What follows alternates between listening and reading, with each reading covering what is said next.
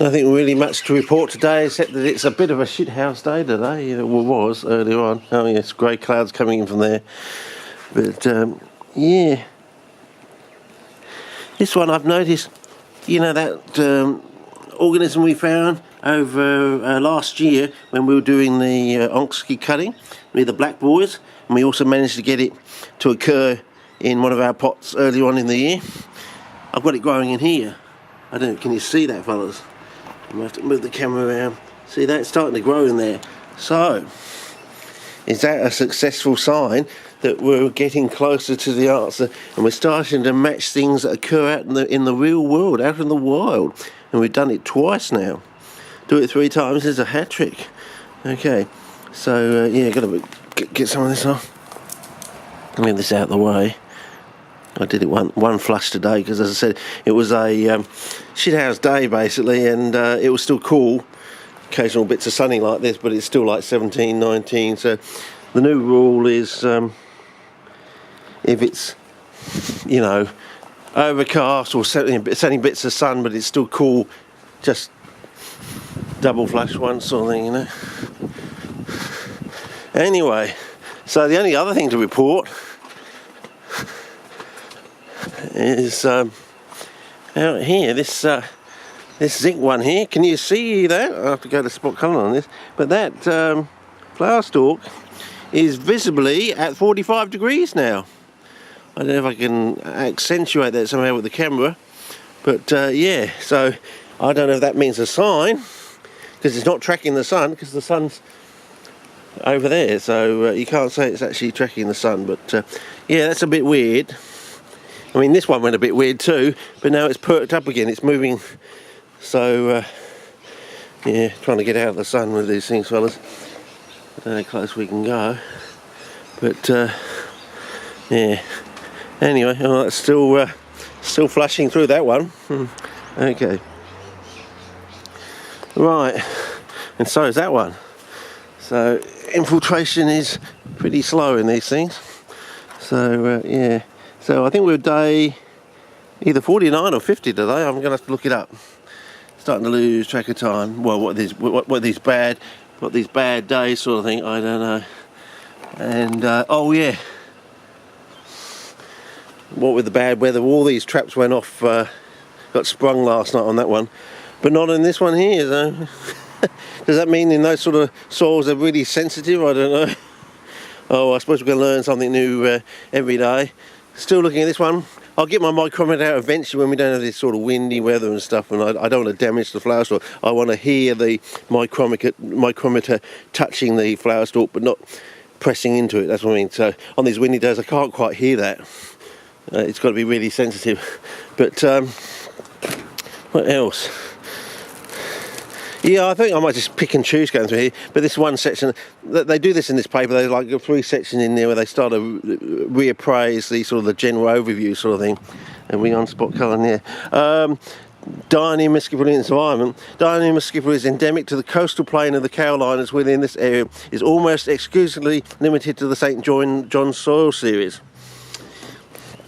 Now, blah, blah, blah, blah, blah, blah, blah, semi-pocket, semi-savanna, blah, blah, blah. Depth of the groundwater, but it says that the SIN-Jurn soil series has a high water table and an organic hardpan, which is usually not more than 24 inches below the soil surface and dianear areas. And that's one point they seem to get wrong in the dianear book. Whether it was just poor editing, someone else who doesn't know their knowledge and hasn't got a deep, in-depth knowledge. Now, most of these sort of environments have a inorganic iron indurated hardpan, whereas the difference in the dianear soils, it has an organic hardpan. Do you know the difference between inorganic and organic? It's quite important.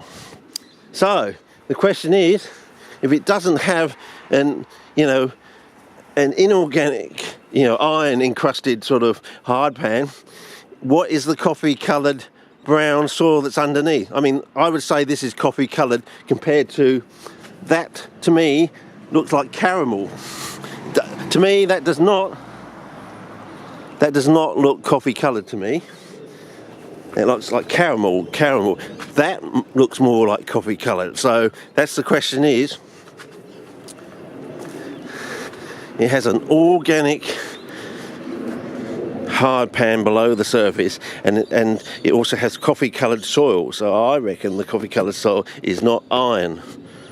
That's my surmise at the moment from reading this and doing experiments. So we'll do some more experiments and we'll see if we can test this idea out, because I've always said they have to be sort of iron deficient in a way, you know, low in iron, but we are getting quite a good response from this.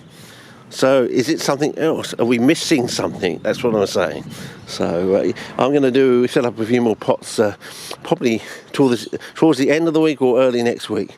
So yeah, I think, oh, look at the colour on that. Is that starting to make a move? Look at that one there, fellas. Can you see that? Oh, that's becoming a darkie. Are we actually getting to the stage where we're actually going to learn all about the so-called royal reds, the ruby reds, the burgundy garnets and all that, and we're going to learn it's all a bit of a con? Are we going to learn that? Because as I said, everything in CPs over the years seems to be a little bit bullshit. I mean, this is just too good.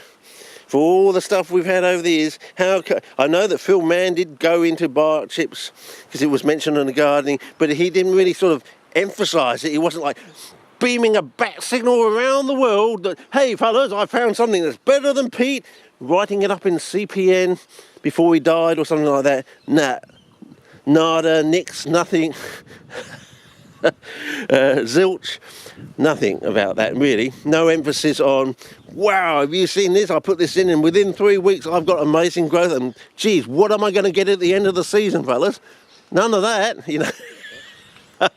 So anyway, I'm going to probably every session now I'm going to pick and choose for here, but that's one of the interesting key points from the Tim Bailey transfer into the Dioneer book, the Red Fern Natural History. They get that point wrong first of all, I believe, in the book. Whether there are a few, like, sort of one part of the book they sort of get it wrong, and another thing they sort of sort of correct it sort of in another part. So it's almost like there's two editors going on there or something.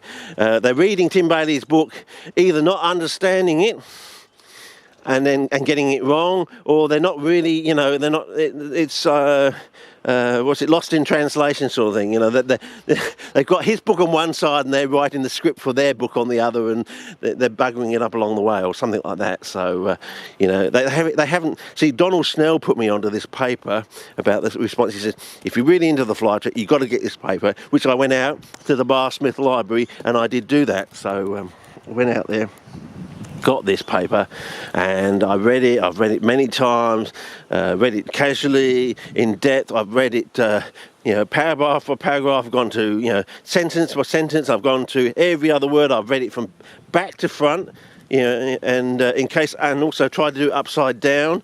So sometimes things, that's an editing trick.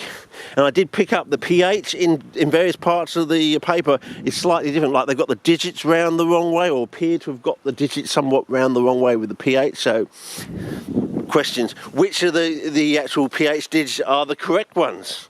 Is it this one, or is it when they get it round the other way? You know, slight differences in the pH there. They do talk about the large plants. There are some soils that are really acid, and they have larger plants on the acid soil, which I find hard to believe, but we might learn what that is through our experimentation. So we'll see how we go. But so far, I don't believe the coffee coloured soil is actually, I don't think it's iron. You know, because as I said, they talk about this organic hard pan. So yeah. Now, it's not the normal in these sort of podzolic situations where you have an iron indurated or iron encrusted hard pan. In these SIN-Jurn or SIN-Jurn soil series, if you want to pronounce it correctly, the SIN-Jurn soil series. Yeah, I call it Pockeson as well. They call it Pur-Coas over there in America. I call this. I was told once, back in the 80s, when I was on my student exchange, that it's pronounced SIN-Jurn. So yeah, that kept me in good